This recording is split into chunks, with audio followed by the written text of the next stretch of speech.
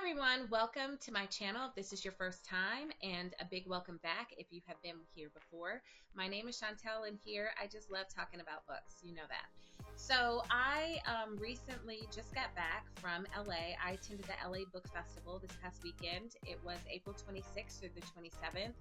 A ton of fun. I went to represent my company and just had a ball, you guys. It was really a great trip.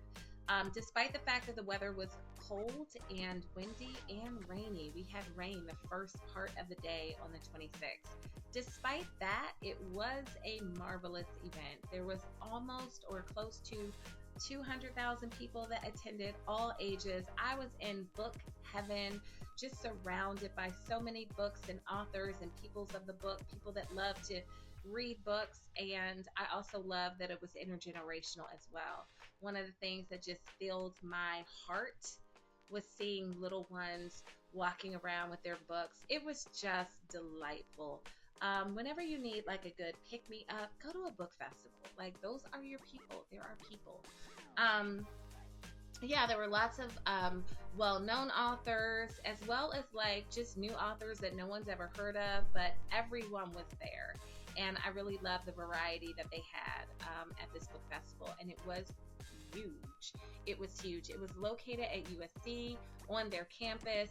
But I have to say it was one of the best organized or well-organized events that I've attended. And I definitely hope to go back again next year, hoping for better weather. But I am here to talk about the winners of the 45th annual book prize that they give out every book festival. And they gave out 13 prizes. They have 13 different categories. And I thought, let's see who won the prize and maybe see if any of these books, does it spark our interest? And yeah, just to kind of go on from there. So the first prize was the Achievement in Audiobook Production, and this went to Dominique Hoffman and Linda Korn. I'm reading from my notes here on my phone, you guys. And they won this award for James, a Novel. This was published by Random House Audio. And I have not yet to read James, a Novel, so I might actually listen to it. I do not listen to books really very rarely because I just am not, I like a book in my hand type girl. But I will give this a try. I've heard a lot of great things about this book, and lots of people have wonderful things to say. It is on my list, so I might actually just check out the audio. I'll give it a try. How about that? I'll give it a try because it won an award. Okay, so the next category is the Art Cinnamon Award for First Fiction, and this one went to Jameen Tang for Cinema Love, a Novel, and this was published by Dutton. And I just might give this one a go because I'm a supporter of first fictions, and I have not heard of this nor of the author, so why not? Like, why not, right? That's why we have these lists. They help us find things. Okay, so the next category is biography. This one goes to Laura Beers. Now, this one I am interested in reading. This is Orwell's Ghost, Wisdom and Warning for the 21st Century. And this was published by W.W. Norton and Company. And I am a huge Orwell fan. Unfortunately, I am experiencing in my life right now in the United States some Orwellness happening, and it's making me feel a lot of things. So I think that this is a book that will help provide context or insight, something. So this is one that was actually on my list to read, and I'm looking to maybe pick this up later on in the year and to give it a read. Okay, so for the Christopher Isherwood Prize for Autobiographical Prose goes to Emily Witt, Health and Safety, a Breakdown by Pantheon Books. I am not familiar with Emily Witt, and I don't know. I'll have to do more research on this one. For current interest, the book winner was Jessie Katz for The Rent Collectors, Exploitation, Murder, and Redemption in Immigrant LA, and this was published by Astra House. For fiction, Jenny Keppel-Crusett says, Say Hello to My Little Friend, a novel by Simon & Schuster. This is one that I've had my eye on. It has been said to be like Scarface meets Moby Dick. I think that's the description that I read. And that, in and of itself, made me like, huh? That sounds a little interesting. So I think I will give this a read. It might be a great summer read for me. But I did see it a lot. It is out there on those shelves. Okay. Next up is graphic novel and comics. The winner is Taiyo Matsumoto for Tokyo These Days Volume 1. And those of you all who know me, I am not into graphics in comics. I am married to someone who is deeply into that genre. And I felt really good because I brought him home. Let me see if I can get it, actually. I brought him home from the festival. The Unwanted. Can you see that? It looks like, ew.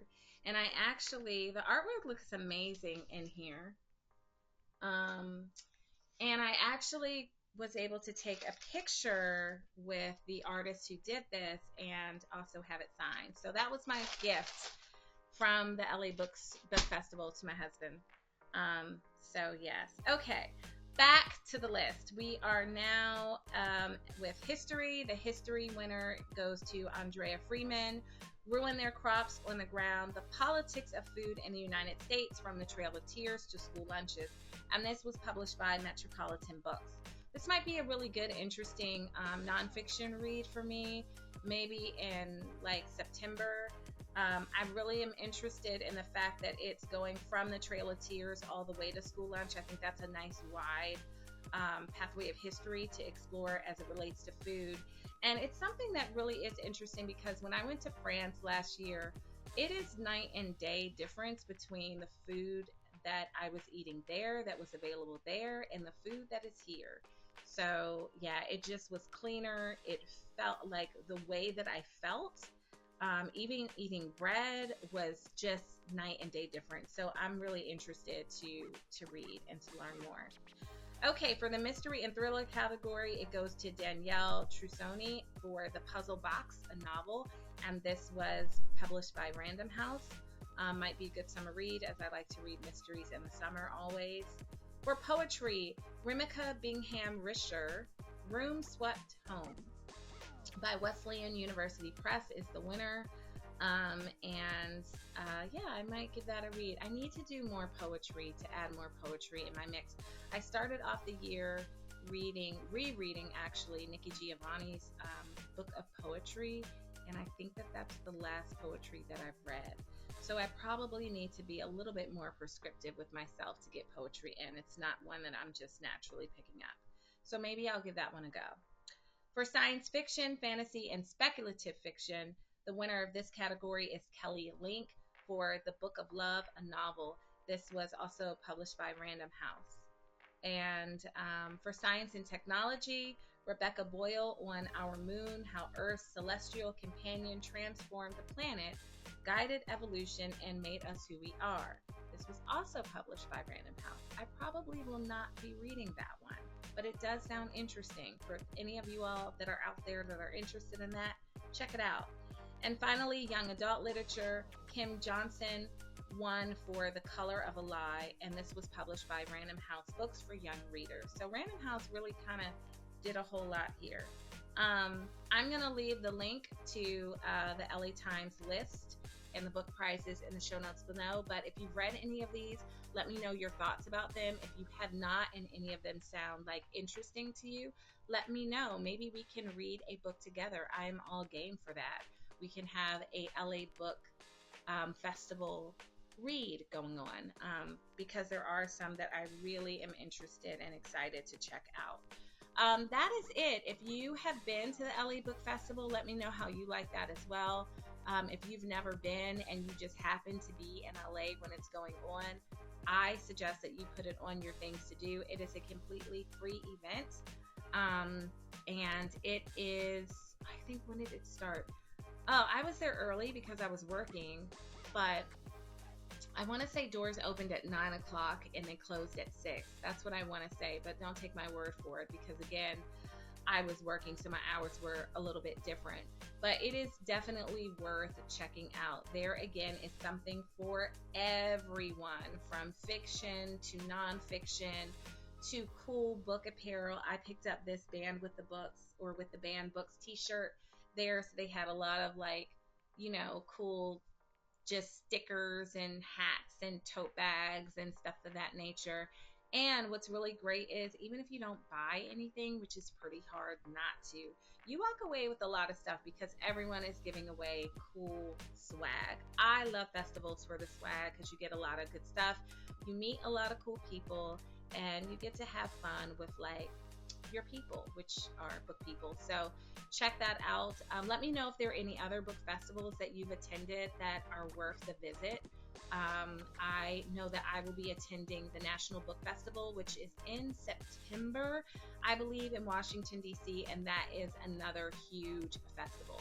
So I will be attending that one as well. But if you have any other festivals that you know of, like, let me know so that we can share it and attend these book festivals, because it's summertime and it's coming up and it's festival time.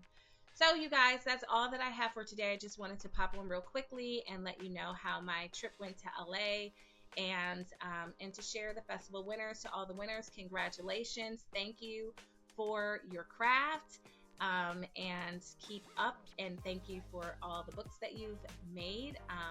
We appreciate it. And until I see everyone next time, you know what to do. Stay reading. Bye.